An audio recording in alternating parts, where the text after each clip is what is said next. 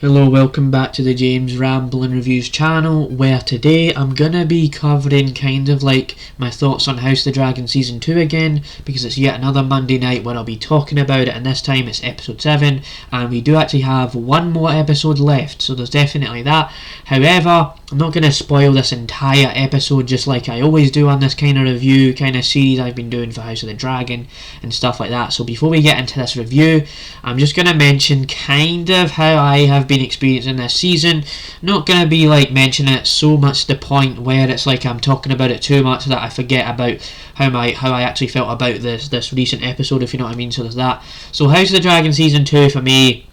has definitely been a little bit of a mixed bag, where I thought the first 3 to 4 episodes of this show were absolutely amazing. Yes, because there is a bit of slow stuff in there, I still kind of appreciated what it was going for, where it was like a slow build to something kind of epic and grand. And certainly when you got to episode 4, you definitely felt that once you started getting into like episode 5 territory, episode 6 territory,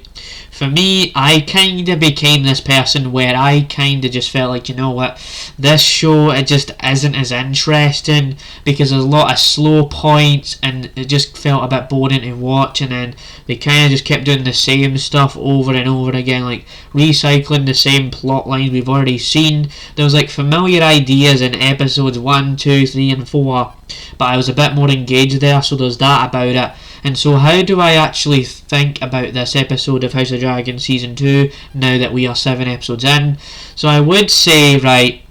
I have some familiar points about my thoughts on this week's episode as much as the previous couple of weeks, but I would say that there was a couple points where I was kind of drawn in, kind of interested by this episode, because just without spoiling this, right, I would say that there was some cool ideas where we get to see a bit more like stuff about dragons in this episode, and some cool kind of, I would call it more so action than actually being like episode 4 where there was so much action happening, right? So there was a cool point, and I would say the last 10-15 minutes, right, really engaged me to the point where I was like, okay, this is kind of cool, but it just took so long to get there, and it's kind of like I'm just slogging through the episode. I'm kind of just like, yeah, there's characters talking again, okay, we kind of know what's going on,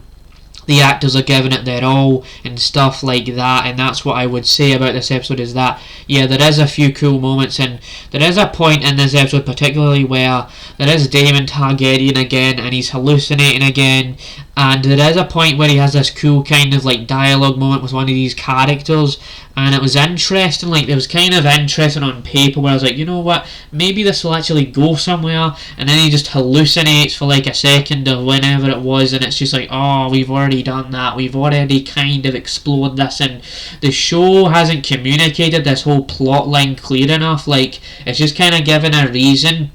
for why Daemon is in the show, and hopefully, I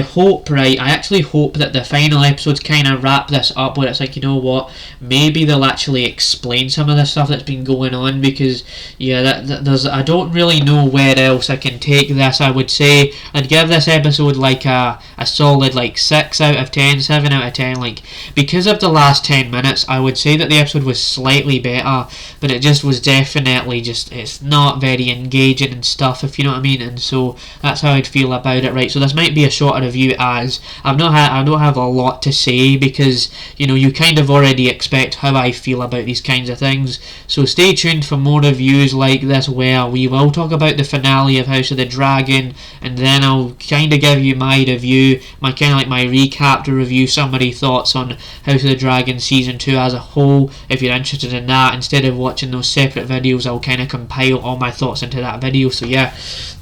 bye. See you next time for another review on the James Ramblin' Reviews channel, and that's kind of it. So yeah, bye.